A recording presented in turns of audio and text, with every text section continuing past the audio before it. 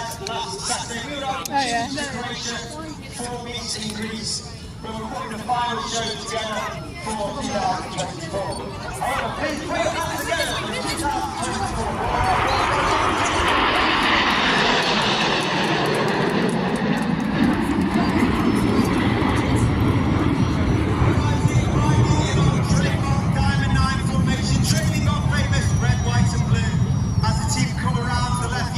See that top side of the Diamond 9.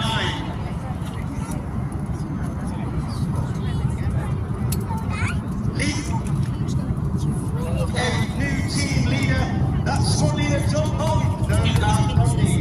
He's in the team for 5 years previously. He's been Red 2, Red 6, twice and Red 7 before coming back in 2022 as Red 4. He's a former Typhoon pilot and a former qualified flying